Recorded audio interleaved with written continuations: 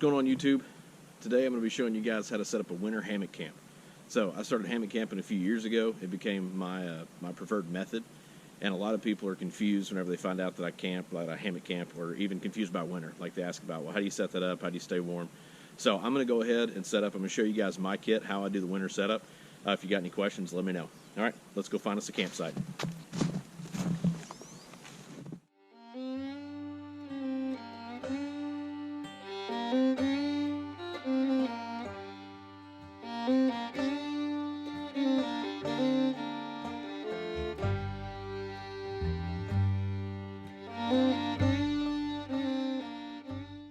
Found a spot that I like. We're going to hook up between these two pine trees right here. So what I'm going to do is I'm going to start getting some stuff cleared out of the way, start getting this area tamped down and covered up. That's going to be underneath me. But first I'm going to check this jacket because I'm fixing to work up a sweat. So something you want to keep in mind when you're picking out a camp spot, I probably should have said this. Something you want to keep in mind is you want to check up high. Make sure there's not any widowmakers, any big limbs that are going to fall down, and also that you're not hooked up to either a dead tree or a tree that could get blown down. And for winter camping, I usually like to pick trees that are a little bit heavier, a little bit sturdier. That way when the wind blows, they're not moving as much. It's not going to knock snow down on me. So these pine trees aren't the greatest for that, but I'm kind of limited for where I'm at. So we're going to hook up with these. I'm going to start clearing some of this, and let's get after it.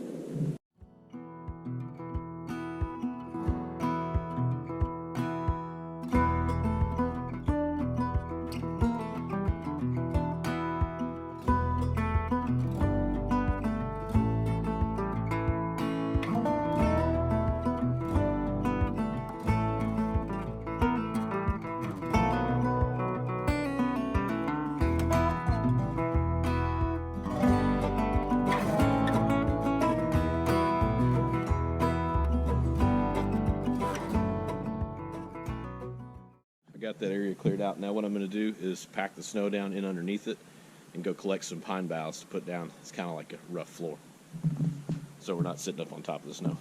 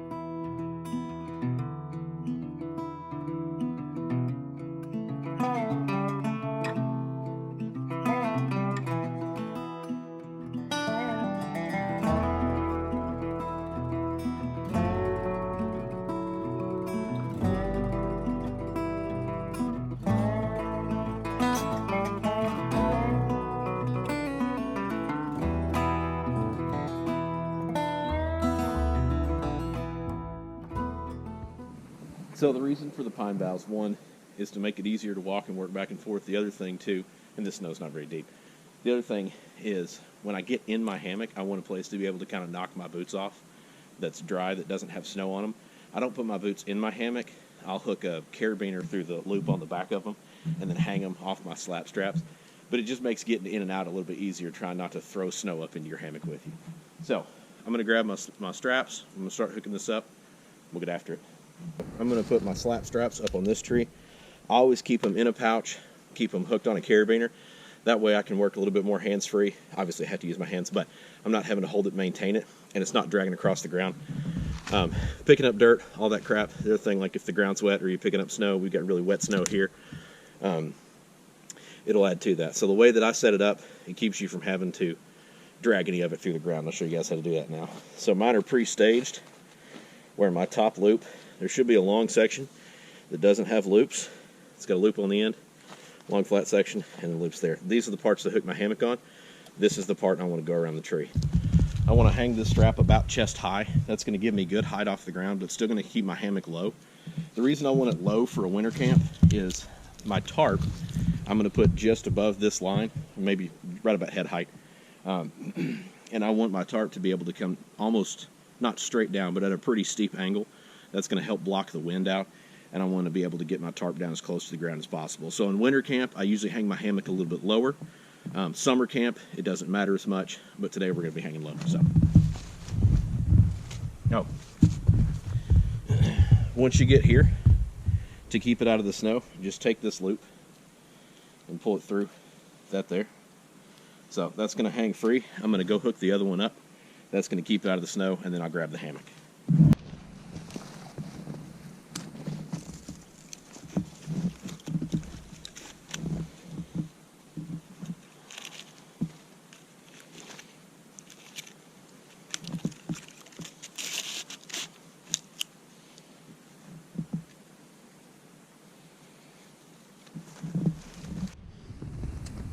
Okay, step back. Now that we've got the straps up, we're going to hang the hammock. And I have mine staged where one hook's sitting on top, so I can pull it out, keep everything in the bag, and then drag out to the other side. That way I'm not dragging my hammock through the snow. Now that we're hooked on one side, I'm just going to run it out, let it come out of the bag on its own. Once I get to here, I'll reach down in. My other hook is staged right there. Pull it out. Make sure we're laying in the right direction. And then I'm going to hook in here. Once you get to this stage, this is when you can adjust for height or tension. This is all personal preference. But the advantage to this, why I like camping in a hammock so much, is obviously in the winter it keeps you up off the ground. But the other advantage is you don't have to have level ground. If you've ever been in a tent trying to find a good level spot out in the woods, and it's really tough. So this, all you have to have is two trees. Looks like this side's sitting a little bit lower, so I'm just going to loosen tension on it, bring it up, and adjust, and that should have me sitting good and level. Perfect. I like to leave my hammock a little bit loose. I'm going to put a good bit of gear in there. You'll see, like my sleeping bag and mat and everything. For me, it's just more comfortable sleeping loose. Some people like to sleep tight. That's all personal preference. The only way you're going to figure that out is by setting up your hammock and trying it a few times. So now I'm fixing to go get my underquilt. We're going to throw that on, and then we'll put the sleeping kit in. Now we've got the underquilt. This goes underneath your hammock. That's why they call it an underquilt, and helps insulate.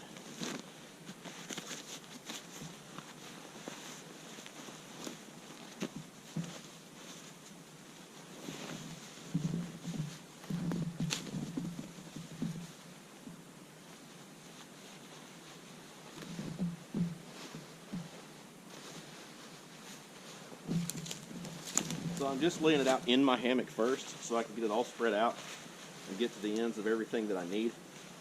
It is eventually going to go underneath the hammock. I spread the underquilt out inside the hammock. That allows me to get it out, get it situated the way that I want it before I go and start setting everything up. Now I'm going to hook it up to the outside. And it's actually going to go underneath the hammock.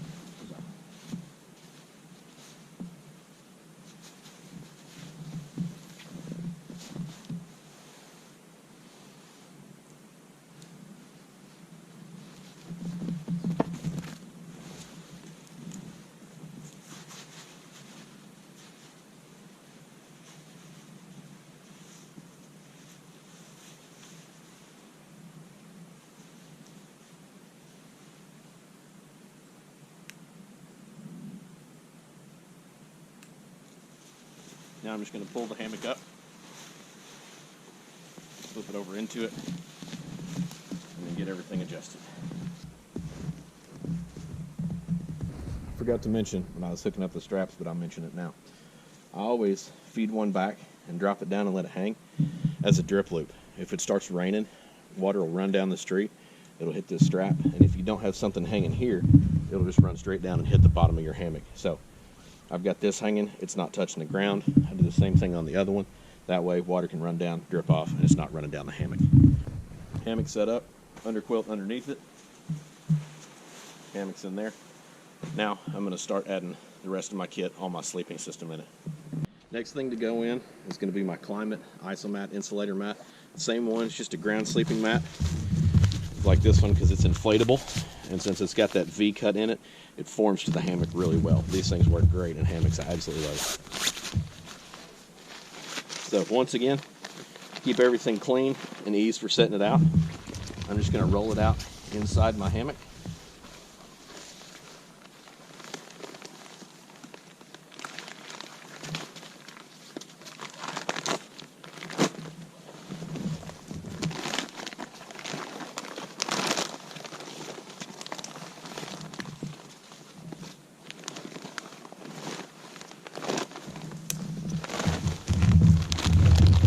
And now, blow it up.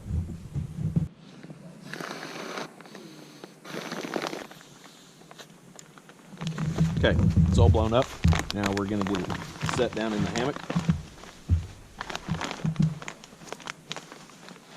Back out of the way.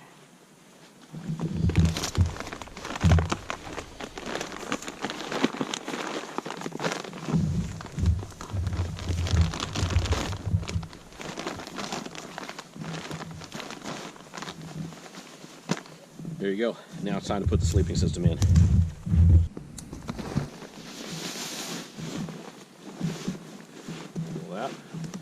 Already got it set. It's in a stuff sack. What I've got is a mummy bag. Use whatever degree rating you feel comfortable with. This one is a 30. And then I have a Gore-Tex bivy bag. So this is one we use in the military. This is designed to be able to sleep on the ground. I've actually slept on the ground with just an iso mat with it pouring down rain outside and stayed really dry. I'm not as worried about getting wet in this situation, but this is going to add an extra little bit of insulation. It's going to help keep my body temperature in there. It's going to keep it warm and comfortable.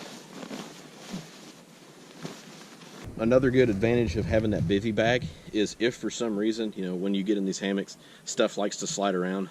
Sometimes that mat will slide out from underneath you and off on the side. So what you can do is you can actually slide that mat inside the bivy. You can slide it in here underneath your sleeping bag. That keeps everything maintained. I'm not going to do that for this setup, but normally you can. It does limit space. I'm a big guy. This isn't a super big bag. It does fit me, but I'm trying to keep as little stuff in there as possible. So we've got hammock up, underquilt underneath it, sleeping bag, sleeping system, an iso mat in there. Last thing to do is going to be to put up the rain fly. If you hadn't figured out already, every time I put a new system, anything else, I lay it in my sleeping bag or in my hammock first. Keeps everything off the ground. Makes it a lot easier to find ridge lines so you're not dragging stuff through the dirt and through the water. So I'm going to pull my stakes out and slide them in my pocket so I've got them handy when I need them. And then I'm going to lay out that rain fly inside my hammock and get it prepped.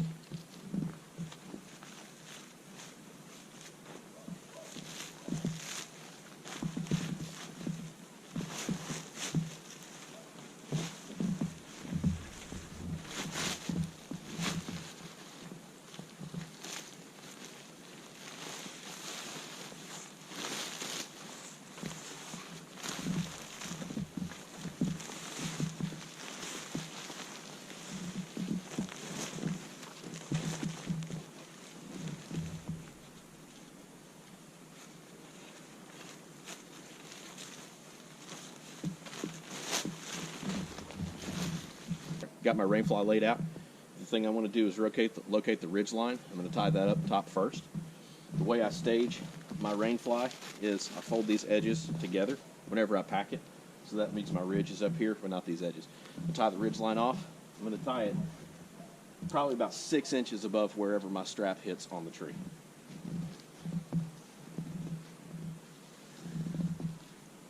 And I'm just going to use a half hitch. Couple half hitches.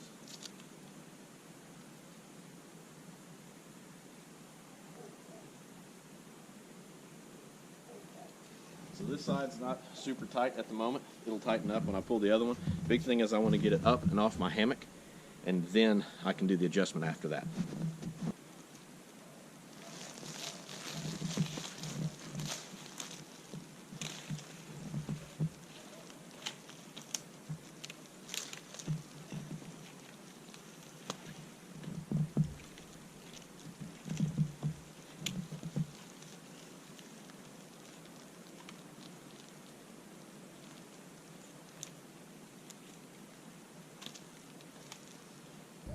It's still hanging a little bit loose, so now I'm going to go ahead and tighten this up and pull that ridge line tight.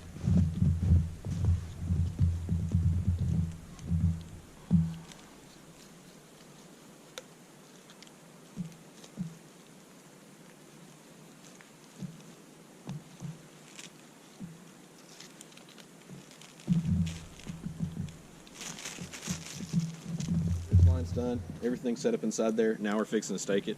One thing that's important whenever you're finding a hammock campsite is you want your wind to be going into your tarp. You don't want it running down the length of it. Otherwise, it's just going to create a wind tunnel and blow right in there and freeze you out. So, don't have any wind today. It's not an issue. But whenever you pitch, you want to make sure that wind is coming into your tarp. Now, I'm going to get both sides staked, and we'll be ready to rock and roll.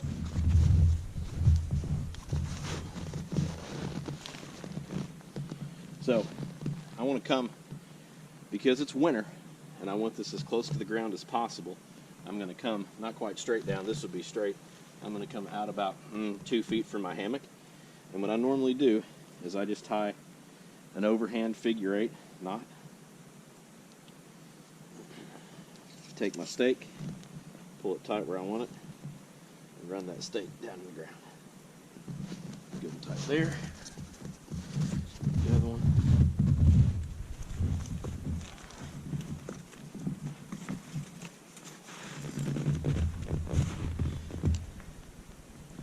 Pants aren't waterproof, so I got to keep my knees dry.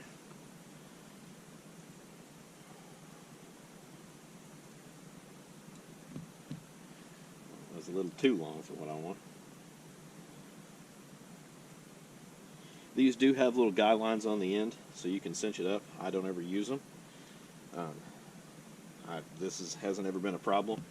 If you are in a really windy environment, you can take shock cord and tie shock cord to these, and it gives a little bit of spring without it really causing any kind of issue.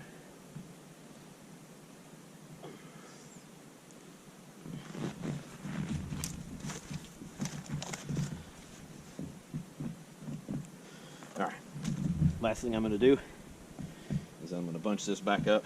It's got a loop up top here, so it's not dragging in the snow, not getting all nasty, and not causing me to trip. I have to get up in the middle of the night.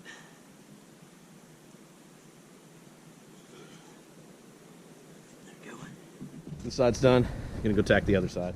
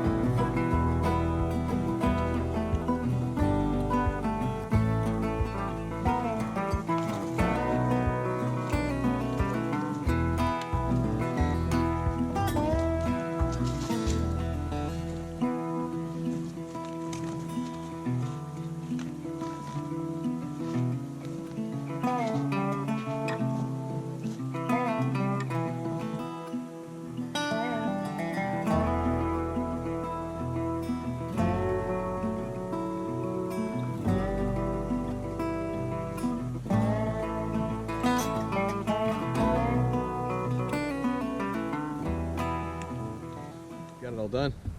I'm going to grab the camera, show you guys inside. There you have it. Winter hammock camp. Looks cozy, doesn't it?